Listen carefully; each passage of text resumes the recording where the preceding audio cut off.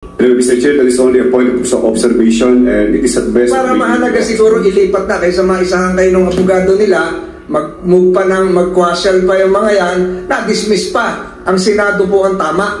Tayo po ang nag-unang nag-issue ng warrant of arrest. Ito yung kinilala sa Indonesia at merong konting problema dun sa Kapas unless ma-file nila hanggang Webes, pero 3 days nga lang dapat eh. 3 days lang. Ngayon, September 9 na ngayon. With that, Madam Chair, I reiterate my previous motion that the Senate take custody of Ms. Alice Go and that she be detained in the Senate premises. Related to my previous assertions during the opening of this hearing, Madam Chair, without prejudice to your earlier ruling that Ms. Go would be returned to the custody of the PNP Custodial Center immediately after this hearing, I reiterate again that the Senate should be the primary institution that should take custody of Sheila Go. At siguro kung may matanong ako rito ilang abogado, hindi na ikaw, Sheila, siguro, is there anybody here from the Ombudsman? Wala? Anybody here from the Department of Justice? Yes, DOJ is here, Majo Yusek-T. Okay, kahit sino sa inyo, recitation lang ng konti to, sino gusto mauna? So, ikaw na lang. Your name, Yusek? T. Okay. Basic criminal procedure, criminal law, remedial law. Difference between venue and jurisdiction. In this case, na-file yung case sa Kapas Tarlac. Is that considered the venue? Simple lang. Place where the case is brought. Your Honor, for criminal cases, venue is jurisdictional as well? No, that's not my question. Yes.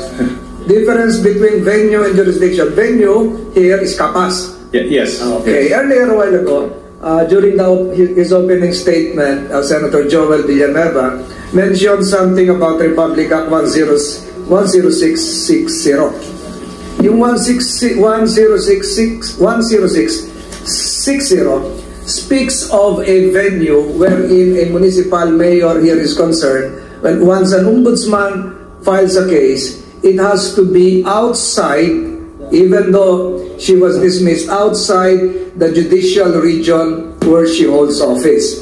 She holds office in Tarlac. That's the 3rd judicial region. And yet, where was the case filed? It's filed in Kapas Tarlac, Your Honor. And Kapas Tarlac belongs to? That judicial region. The same judicial region. So, in effect, it is a violation of Republic Act 10660.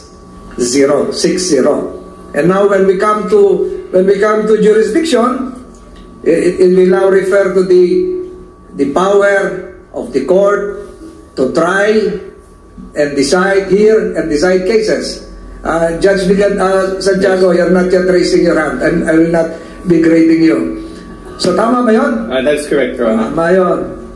So when the law speaks of that it should be filed in another regional trial court outside that judicial region, when we look at Batas Pambansa 129, ano po ibig sabihin ito? Yung pinakamalapit sa Kapas? Yung ba yan? Silent po eh. Silent po yung batas kung saan po i-file.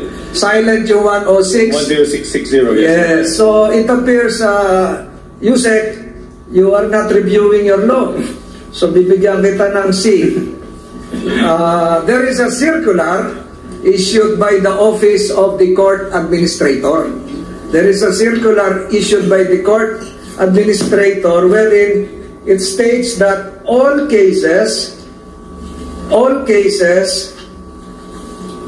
related to 10660 should be filed in the nearest RTC of the next judicial region. I'm now referring to Exhibit A, natango na si Judge Santiago, OCA Circular 211-201-2019. Nakalagay dito, within 3 days from the filing of the case, where the accused or one of the accused is a public official, when the case was filed, she was still a mayor. The case shall be forwarded to the nearest RTC of the nearest judicial region from the judicial region where the official holds office pursuant to Section 2 of Republic Act 10660. May example pa ho dito ang Supreme Court. Ang sabi ng Supreme Court, for instance, where a case filed before Branch 61 of RTC Gumaca, Quezon may be forwarded to Branch 64 of RTC Labo, Camarines Norte.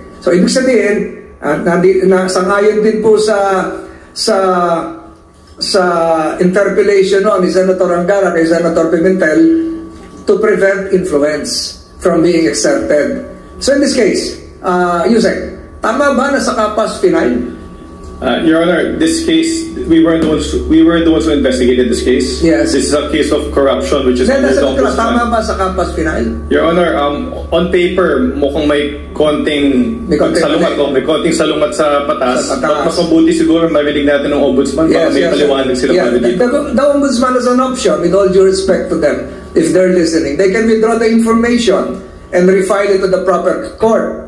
Nakalagay po dito sa OCA circular, within 3 days from the filing of the case, where the accused or one of the accused is a public official, the case shall be forwarded to the nearest RTC of the nearest judicial region. Kailan po final itong case? Nung same day na inuwi si Mayor Guo, kung di ko nagkakamali, that was Friday or Thursday last week. So you're referring to September 4? This September 5. September 5, Your Honor. September 5. Kung September 5, ngayon po ay September 9. So, this is a mandatory duty on the part of the RTC. And with all due respect to the RTC of Tarlac, I would endeavor to ask the good chairperson to write also, soon as possible time, the RTC Judge of Tarlac. Maraming salamat sa tulong nila, Branch 109, pero mukhang mali yung court. So pag mali sir yung court, venue is jurisdictional. That was your statement a while ago. Paano po ito? Quashable? That motion to dismiss? Ano pong pwedeng gawin na tinuturuan pa natin yung abogado dito ni ano? Ano yung dapat gawin? Maaari po maging option yun ng akusado, Your Honor. But again, hintayin natin ng Ombudsman, baka may paliwanag sila kung bakit doon nila sinunod. Hindi, ang paliwanag nila, hindi kasi wala kasing damages. So tama sila, walang damages sa RTC. But the venue here, as what you mentioned, is jurisdictional because it is a criminal case. So sinukat ko po yan, sir, Madam Chairperson. Sinukat ko po, ang dami kong mapang ginawa kagabi. From Kapas, the nearest RTC would be Region 1. And Region 1, ang pinakamalapit po is Ordaneta City, Ordaneta, Pangasinan. Yun po ay sa First Judicial Region. But since the name of a Pangasinan mayor was likewise implicated here, baka naman magkaroon din ng influence. So hindi po pwede sa Region 1. So yung pangalawang sinukat ko pa, dito yung mga mapa ng mga husgado, yung pangalawang sinukat ko na malapit-lapit is Region 2 sa Santa Fe. Ang layo na po, Nueva Vizcaya. Ang kanya pong regional trial court is 100 to 120 kilometers away from Kapas, which is in Bayumbong, Nueva Vizcaya. Ang layo na po nun. And yet, yung custodial facility is sa Camp Crame. Sinukat ko rin po yung pinakamalapit na makakatulong. Tinutulungan na natin lahat dito. Ang pinakamalapit po is Valenzuela City, Metro Manila, which is 95 to 100 kilometers away from Kapas. Doon talaga po ito papatak. Valenzuela City, near to Camp Crame. And I think one of our colleagues here is from Valenzuela City. So, tama po ba ako, Yusek? Maaari po yun. Ang nakalagay po sa batas ay file the same in the proper court, to the proper court. Proper court. So, okay, this is the quandary right now. Ngayon po, medyo, may mapa pala dyan, medyo may mali tayo ng napag-filean while we are talking of the arrest, the rights of the accused, the rights likewise of the government. Kung mali po ito napag-filean natin, sino po ngayon, mali po yung court. tama po ba yung court kung mali, walang jurisdiction na mag-issue rin ng warrant of arrest? Walang visa po yun, Your Honor. Wala, invalid yung warrant of arrest. My God, invalid yung warrant of arrest. So pag titingnan po natin, as we speak, 2:20 p.m., iisa na lang po ang natitirang warrant of arrest na valid. The warrant of arrest coming from the Senate. The Senate of the Philippines. So, sino po ang may karapatan mag-issue ng direktiba kung saan i-detain? Is it the court without jurisdiction or is it the Senate of the Philippines which has acquired jurisdiction? And in fact, the warrant of the Senate was the one used when Ms. Go was arrested in Indonesia. Yusek. Your Honor, baka maganda makipag-ugnayan ng Senado sa Korte. Yes. Kung We really want to help the court. Gusto namin si Branch 109 ilipat na niya sa Valenzuela. But this is the dilemma. Hindi basta-basta ho inilipat yan sa Valenzuela because Valenzuela is a multisala RTC. Magkakaroon pa ng raffle. Alam ni Judge Santiago yan, siguro ang raffle yan, baka sa Webes na kung ano pa. And yet we're doing this.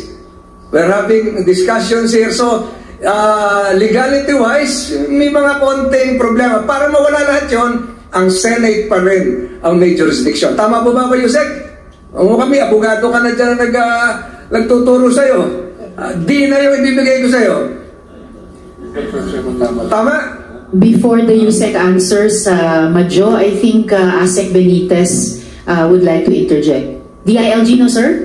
DILG, yes. Yes, DILG, please ask. To the complainant, ano?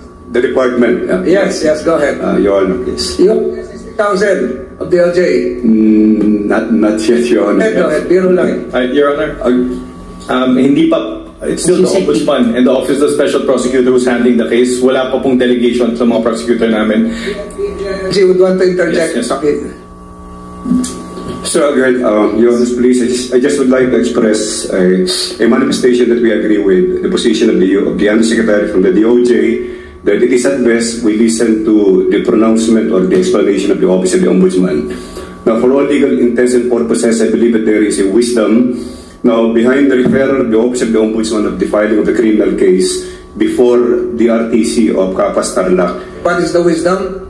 No, this is just an observation, Mr. Chair. Preserve the evidence. The law is very clear that as far as venue, as the good senator articulated earlier, that venue should be held in the RTC of a judicial region other than where the official holds office. Other than, underscore other than. Yes, other than where the official holds office.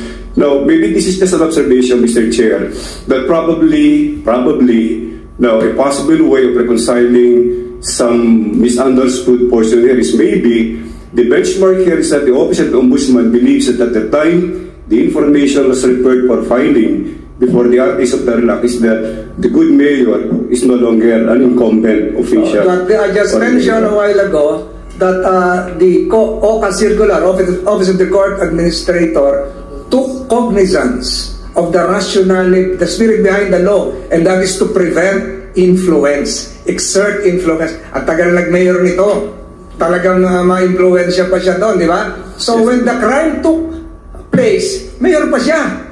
Di ba? So, siguro immaterial yun. But we leave that to the Ombudsman. Yes. So, sinabi ko, the Ombudsman can withdraw the information. Yes, Your Honor. File another case. But in the meantime, anong gagawin natin? Okay, just one point, Yes, go ahead. Mr. Chair.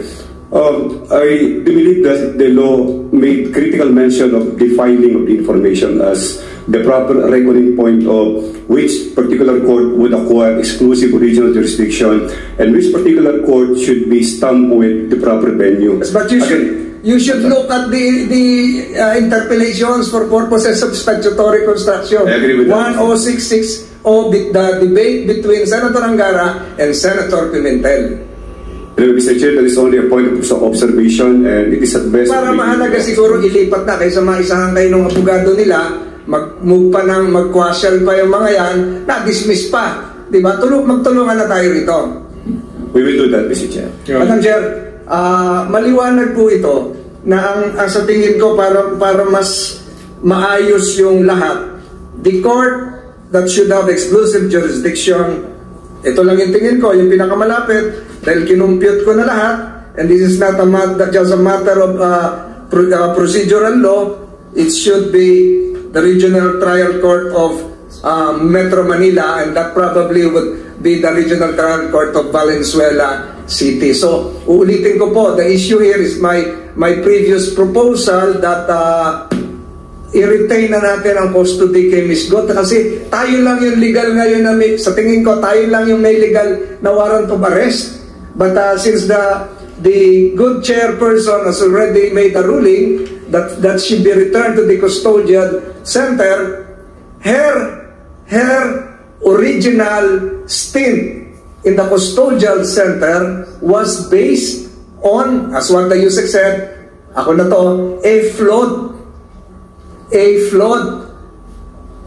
jurisdictional application of 10660. Walang jurisdiction si RTC Capas. Paano ka mag-i-issue ng mga order? Although the Senate committee was very cordial enough to ask for permission, to seek the permission of the good judge that she be allowed to attend the hearing today in today's hearing. But for purposes of legality, Madam Chair, palagay ko, ang Senado po ang tama. Tayo po ang nag-unang nag-issue ng warrant of arrest. Ito yung kinilala sa Indonesia, at merong konting problema dun sa Capas unless ma-file nila hanggang Webes, pero 3 days nga lang dapat 3 days lang. Ngayon, September 9 na ngayon. With that, Madam Chair, I reiterate my previous motion that the Senate take custody of Ms. Alice Go and that she be detained in the Senate premises without prejudice to any ruling of the good chairperson as to her transfer to another facility where she would be more safe, considering the repeated discussions about death threats, and without prejudice likewise to our continuing engagements and dialogue with the Regional Trial Court of Capas Tarlac, a co-equal branch of government which this committee should likewise respect. I so move, Madam Chair. Salamat, Majority Leader Bago. I was about to say, the Chair was about to say, bago may mag-second or posibleng object sa, sa motion ng Majority Leader, merong gustong i-reiterate yung Chair sa naunang ruling at dagdagan din. And I think one thing that this very rich discussion shows ay, Diyos ko po, yung lahat na ng separate at co-equal branches of government ay nag-aabala sa kasong ito ni Alice Go at sa lahat ng mga kaso ng POGOs. Earlier, the Chair ruled that Alice Go is to remain in the custody of the Senate until the conclusion of this committee's inquiry, and this committee will coordinate with any court ordering your detention. Later, dinagdagan ko nito na the Chair is clarifying that while Alice Go is in contempt of the Senate, she will remain in PNP custody. But if she posts bail, she will be taken to the Senate. And now we hear this very strongly argued motion by the Majority Leader, duly seconded. The Chair would have wanted to say, without prejudice, maaring paglilinaw at pagtutulungan sa pagitan ng DILG at saka DOJ, that in the quick meantime, opo, susulat kami sa korte as the Chair had done to the judge, at na-appreciate ko yung pagpapayag nila na nandito ngayon si Ms. Alice para sumagot sa atin. The committee will write again to the Chair and to the office of the Ombudsman until we get some quick answers from those two good bodies na maaring gumabay sa atin. Otherwise, Ms. Alice will remain in PNP custody. Your concerns are very, very well taken, Majority Leader and Senator Roy. But until this legal issue is decided, we will respect the judiciary until the termination of proceedings. Good Majority Leader. Would I have a minute suspension? Yes, we declare a minute suspension for us to deliberate.